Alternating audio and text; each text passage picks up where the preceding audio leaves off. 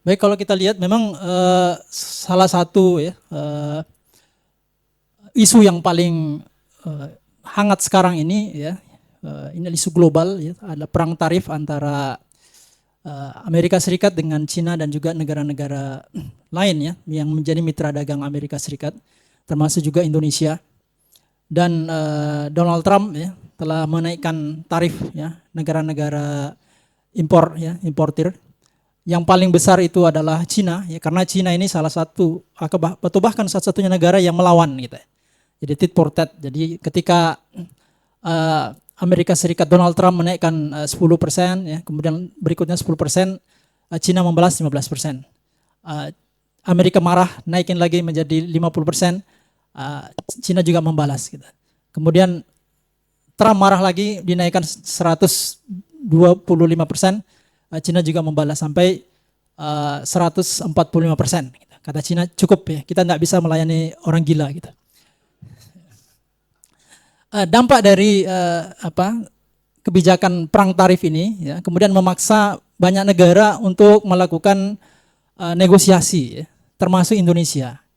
Indonesia ini adalah salah satu negara yang langsung mengirimkan delegasinya ke Amerika Serikat agar dilakukan penyesuaian tarif. Jangan terlalu tinggi, karena kalau tarif yang dikenakan barang-barang Indonesia itu 32% ya, itu akan mengurangi permintaan barang-barang dari Indonesia.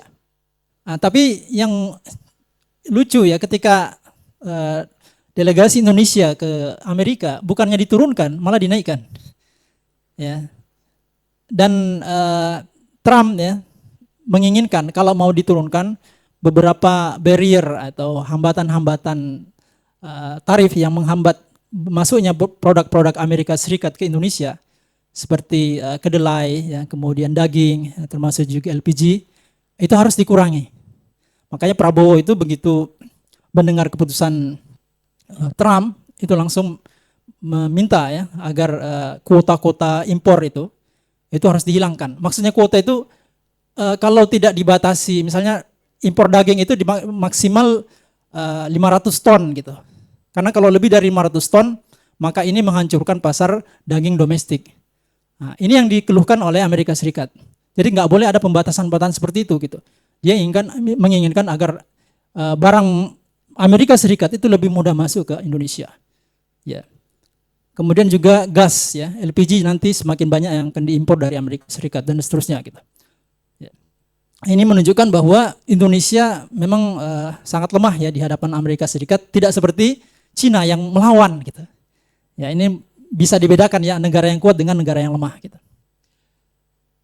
Dan dampaknya ya ini pasti perdagangan, ketika ekspor kita terhambat, ini akan mengurangi permintaan ekspor kita, khususnya itu tekstil ya, alas kaki, termasuk juga elektronik, sehingga mungkin pasti akan terjadi PHK ya di sektor-sektor yang terdampak gitu. Jadi siap-siap kita akan melihat PHK ini akan meningkat ya di bulan-bulan berikutnya gitu. Kemudian dampak dari kenaikan tarif tadi itu ya, yang lebih kepada ancaman sebenarnya, itu akan menurunkan pertumbuhan ekonomi dunia, masuk juga pertumbuhan ekonomi Indonesia. Kalau Prabowo itu mencanangkan pertumbuhan ekonomi berapa? 8% ya. Itu kelihatannya bukan ke atas malah ke bawah nih. Nah, ini artinya tidak lebih baik, malah jadi lebih buruk gitu. Karena salah satu sumber pertumbuhan ekonomi Indonesia itu melalui ekspor gitu. Kalau ekspornya ini turun, maka pertumbuhan ekonominya juga turun gitu. Dan ketika turun, maka ya, tenaga kerja yang dibutuhkan juga akan berkurang ya, dan dampaknya lagi ke PHK. Kemudian juga kita lihat ya, ketika Trump ini mengumumkan kenaikan tarif gitu, langsung nilai tukar rupiah itu melejit ya. Melejit ke 16.800 gitu. Hampir sampai 17.000. Tapi ini kemudian diintervensi oleh Bank Indonesia sehingga ya tidak lebih dari 17.000 gitu.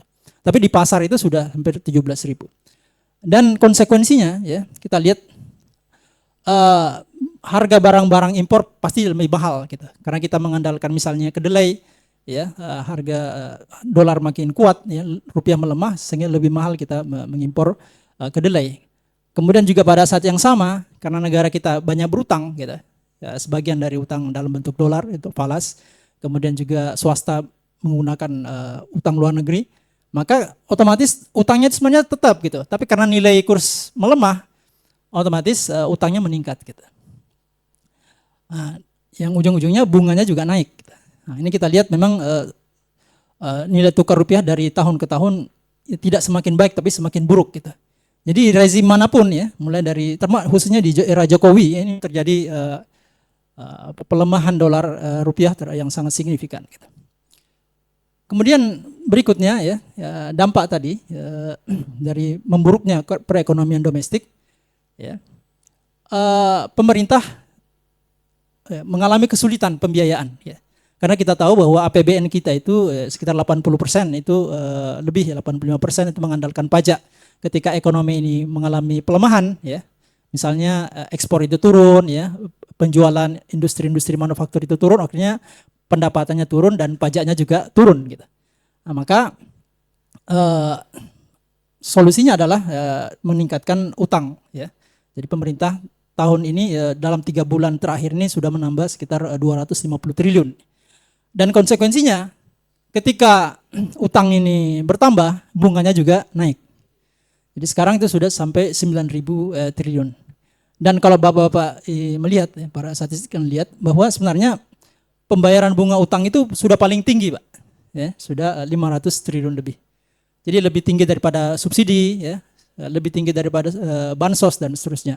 Termasuk lebih tinggi daripada pembayaran infrastruktur, ya. Misalnya pembangunan jalan, ya, kemudian jembatan, sekolah-sekolah, itu nilainya hampir 2 kali lipat, ya, pembayaran bunga utang. Jadi bunga utang saja. Dan kalau di dalam Islam saya kira ini adalah bahasa lain daripada riba, kan. Jadi bayar riba utang itu sudah paling tinggi dari seluruh pembiayaan pemerintah pusat. Kemudian pada saat yang sama karena penerimaan pemerintah ini seret, ya, dan satu-satunya ada sumber penerimaan itu pajak dan utang, maka kemudian pemerintah menggenjot, ya, penerimaan pajak dengan menaikkan berbagai macam tarif-tarif pajak kita.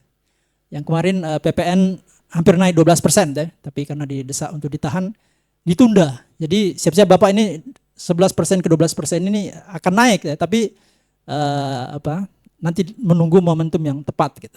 Tapi pada saat yang lain beberapa cukai, ya, minuman manis dalam kemasan itu sudah mau dinaikkan, ya. Kemudian juga tarif BPJS ini juga akan dinaikkan. Dan ya semuanya kita ini akan terkena dampaknya kita. Tapi celakanya, ya, kita sudah diperas habis-habisan oleh pemerintah. Uang yang dikumpulkan itu malah dikorupsi gitu, ya. Ini kan sangat ironis, ya. Jadi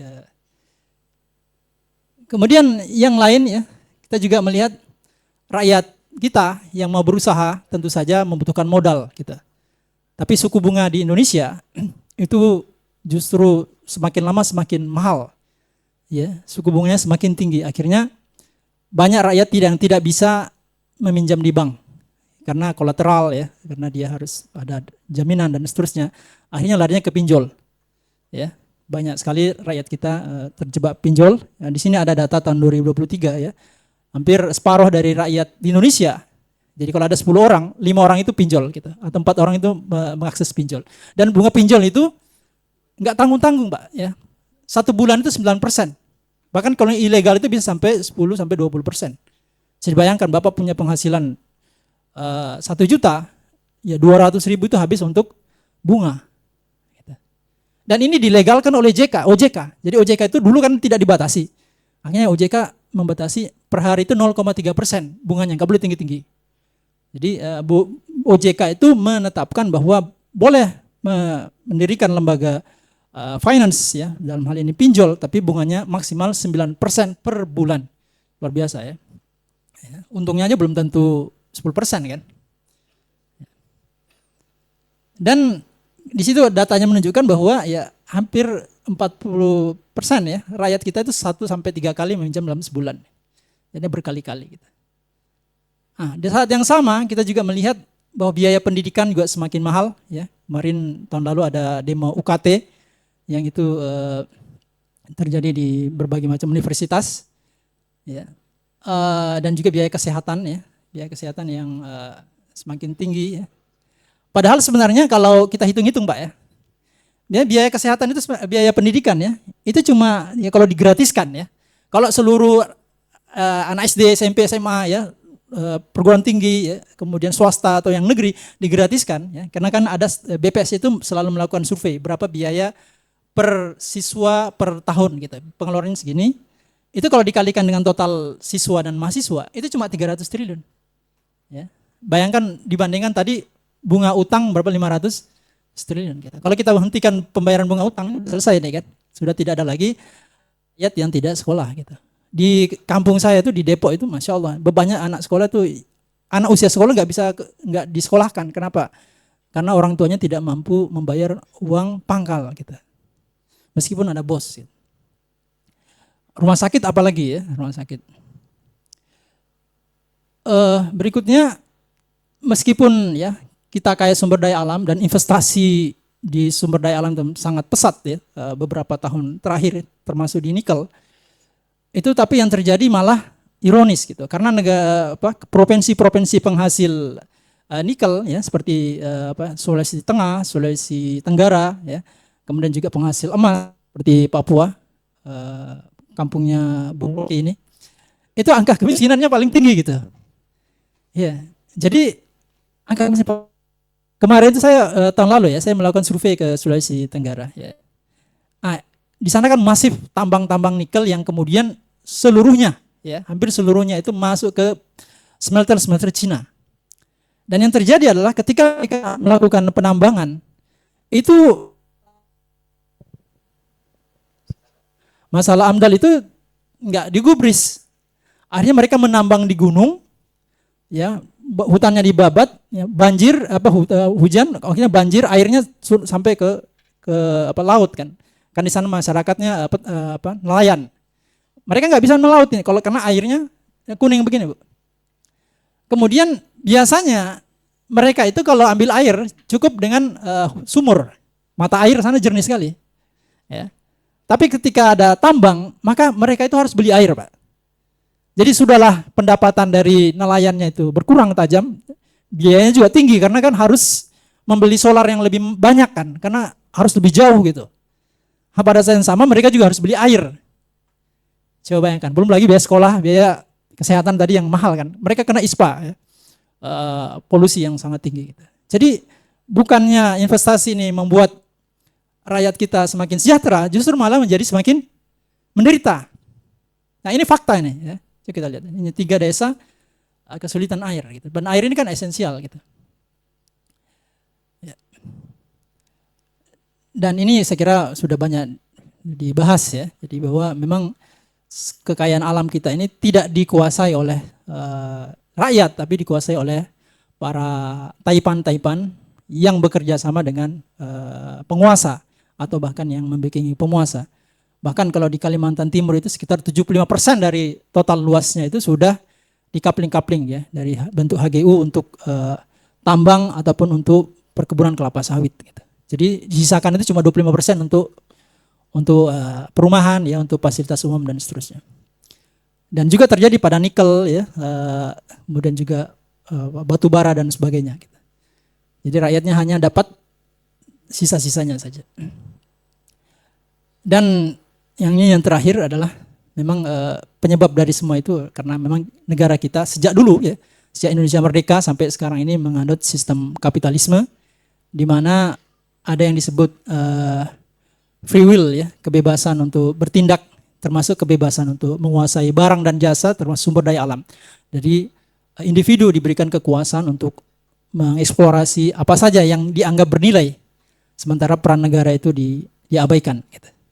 Dan ujung-ujungnya, ya, orang yang tidak bisa bersaing dalam kompetisi dalam sistem kapitalisme ini seperti rakyat banyak tadi itu menjadi tersingkirkan, ya. Dan itu sistem ini disupport oleh sistem demokrasi di mana undang-undang itu dibuat agar sistem ekonomi ini terus berjalan.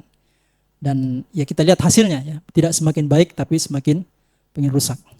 Dan ini sudah dijelaskan oleh Allah Subhanahu wa taala Di dalam Al-Quranul Karim, saya kira ini sudah sangat jelas ya. Apa hukmal jahiliyati yabghun wa man ahsana minallahi hukman liqaumin yuqinun. Apakah hukum manusia ya atau hukum orang-orang jahiliyah yang mereka kehendaki, dan tidak ada hukum yang lebih baik daripada hukum Allah Subhanahu wa taala. Kemudian Allah juga mengingatkan ya kepada orang-orang beriman untuk masuk ke dalam Islam secara kafah dan meninggalkan atau tidak mengadopsi sistem apapun yang tidak sesuai dengan Islam. Mungkin begitu yang bisa saya sampaikan. Maaf ya. Assalamualaikum warahmatullahi wabarakatuh. Waalaikumsalam warahmatullahi wabarakatuh. Masya Allah, penjelasan yang sangat luar biasa dari Bung